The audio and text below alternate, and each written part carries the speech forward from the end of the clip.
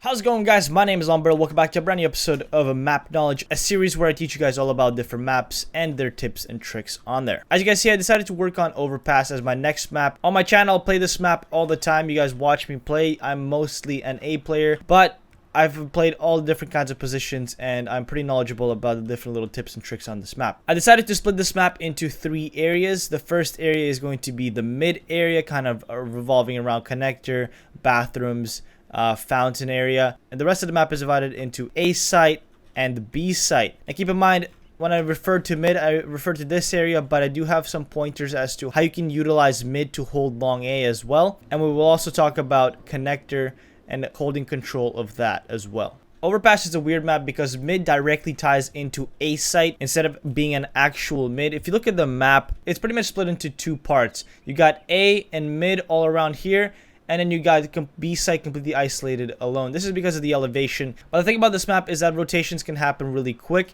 and because of that, mid is super crucial to control to maintain not only the advantage, but at the same time having the information as to what's going on around the map. So in most cases, you will always have 2 guys playing A. The setup is pretty simple. You can choose to be aggressive, you can choose to be passive, you can choose to play from connector, and you can choose to play from bathrooms. It all depends on how you want to play it. Now, it's super important to coordinate with your team how you're holding it, because CT side setup in mid is one of the most important things on this map. For this part of the map particularly, I'm going to be focusing more on setups and positioning than utility itself. For the initial setup, it will most likely have 2 guys running up mid. One guy will most usually always peek party and trying to get some information here, or try to go get a pick, people coming out of playground, and the other guy is most likely usually watching your connector. In most cases, I will always smoke off stairs. The best way I found to do it is basically, you see this water fountain right here, you want to line that up right underneath this garbage can. Then you want to aim at the top part of the wall. Pretty much right after you pass this garbage can, you can let go of it with a simple left click throw. As you can see, the smoke will land onto the second step and it will smoke off the stairs area quite perfectly. You can jump up onto these and get a little one-way to peek, and then you can continue your aggression if you wish to, like that, and waiting for anybody coming out playground. The reason why I always like to go for this kind of play is because, one, it allows me to see if anybody runs out in this area, and 2, it allows me to get an early pick onto playground to anybody that's running out of here, not expecting me to be up this close. If you're trying to aggress party, there's a little variation you can do. So it's essentially, you smoke off stairs, you jump up, and you get into a position up close. Now, instead of holding this angle, which is what most people do, I would come up into the bottom of these stairs and hold this angle right here. Now, why is this angle so important? The reason why this angle is so important is because when people clear this angle, they're most likely doing this kind of stuff, and when they get to this area, they're just going to see this guy, and once they clear it, they're most likely going to turn away and forget about this whole area. But because you're sitting right here holding this angle, they're not going to expect you in here. So that's a free and easy kill. After that, you can simply back off here, focus on this guy, maybe even swing out farther should you wish to do that. Now, keep in mind that if you do get up here, people will most likely expect you and they will look for the one way and you might get off. That's why you have to be very sneaky and you can't overdo this play too many times. The second guy, his job is to watch the connector run up. He's going to be kind of holding this area, making sure that they're not running up connector. Because you're holding mid and you're holding playground, you don't really need to worry about long A, as the party guy will most likely call out if they are running long A. And kind of this almost the same setup, I can show you guys a really good way to smoke off the stairs, but from the outside. Essentially, you want to focus on this bench right here. Make sure that this bench is blocked by the wall. I want to aim at the left side of this bench, and right before I get to this step, I'm going to let go of my smoke. So simple as that. Left click throw is going to bounce off, and it's actually going to bounce a little bit higher, giving you a little bit more protection when jumping up onto party. You can actually peek into that to see if anybody's trying to sneak up on the left side, or continue pushing this way.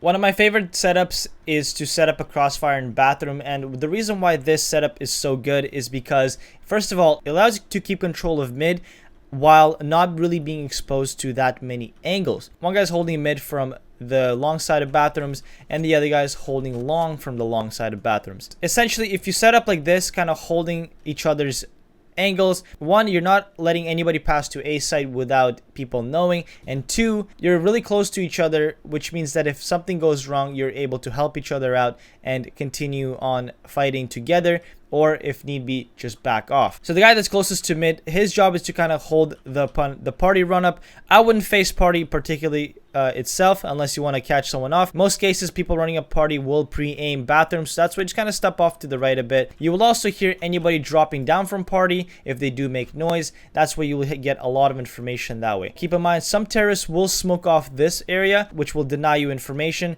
In this case, I recommend grabbing your teammate and simply rotating off A side, doing some sort of flash out, and then kind of, you know, peeking out, running off, beating them to A site. In some rare occasions, you do have 3 people playing A. That is why it's super beneficial to have at least one guy in connector in that case and scenario. In a 3-man setup on A, I personally recommend not being too aggressive. In this case, I would recommend to have one person holding long A from bathrooms, or even holding long A from all the way back at A site, while the other guy, all he's simply doing is spotting party or connector from this area, making sure that the connector guy is not getting flanked on by people dropping down from stairs or party area. Now, obviously, the third guy's job is to play in connector, which there's a lot of things you can do from connector. You can rotate into B. You can act as a support from the people pushing up mid. You can kind of hide in here and get some information as to where they're going. Connector is one of the most important positions, but it doesn't always have to be held. But in the cases that if you do hold the guy connector, it's a very nice position to get a lot of information. The thing about connector is, in most cases, the terrorists are not going to put more than 2 guys in connector. That's why taking fights in here is not always the worst decision you can do. Now, you obviously don't want to be taking fights by swinging out wide as possible and trying to get some fights. All you're doing is simply holding angles that the terrorists are not going to expect you in. Hold them from kind of off angles. Take some positions that the terrorists might not pre-aim you. And just simply all you're doing is maintaining control of this area. That way they don't have another avenue to get into B site from. If you're a connector player, I suggest almost always smoking off kind of connector. This will first of all keep the enemies a little farther back and keep them on their toes, knowing that there's somebody in here. They will not start to rush out and charge you if there's a smoke here. Because you have a lot of information of people running up, they will make a lot of noise. You can bank a nade, Molotov, whatever you please off of this wall that will go in pretty deep, and then you can work off of that as well. A nice little pop flash you can do if you choose to peek connector. You can back yourself into this corner by the stairs right here with the electrical boxes. You want to aim at this beam just right in the middle of it, and then do a right click throw. Walk a little bit to the right so you're not blinded by your own flash. The flash will pop in. As you can see, it is insanely hard to dodge this. There's no way a terrorist is going to dodge that. As a connector player, your job will obviously be to hold on to connector. And if it so happens that your mid guys die, you can ask for a flash from B. They will toss a flash into water. You can come out like this, run back into B, and rotate off that way so you're safe. And in the case obviously that the terrorists are taking B site, you can simply help your teammates out by coming in with the same route. There's a very neat flash you can throw into water that will go through this window. Essentially, you walk into this corner like that. You want to crouch down and aim as straight as possible right on the edge of this stair. Left click throw, the flash will come in, curve around, and land into water if, let's say, you want to get out by yourself or you're trying to rotate and clear this area. One of my favorite all-time plays, I've started to do this a lot more often now, is to do a little bait play. Essentially, the way this play works is you have one guy set up in bathrooms holding party, and you are set up by, in this corner, holding the edge of the smoke. Let me show you how this is done.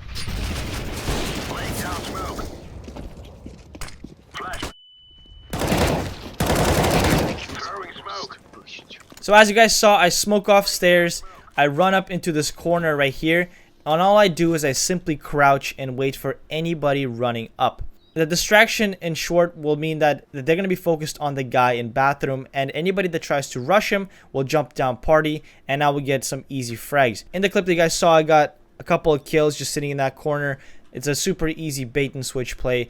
You guys should try it out sometimes. Now again, the more you do this, the more they'll suspect that you're in this corner. They'll come out pre-firing, or they'll check you and you might be a dead man. As a long bathrooms kind of guy, your only job really is to make sure that they're not coming into A from the long A position. Holding bathrooms from here, you can do a lot of things. Basically, you can hold a couple of different off angles. You can get some elevation going by getting on one of these benches. You can even hold it kind of from here and throw your enemies off guard. Granted that you're safe from this area by having a teammate there or something. There's a lot of things you can do with long bathrooms area. I like to play this position if I'm trying to play a little bit passive or slow. And basically, if anybody tries to walk into my crosshairs, decapitation at its finest. You can make your getaway by going back into short bathrooms, or you can simply do some sort of like a flash out, you know, smoke out, and then make your getaway and try to run away like that. So the only other area that's really left to discuss in mid is pretty much when you're pushed off of party, when you're pushed off connector, when you're pushed off of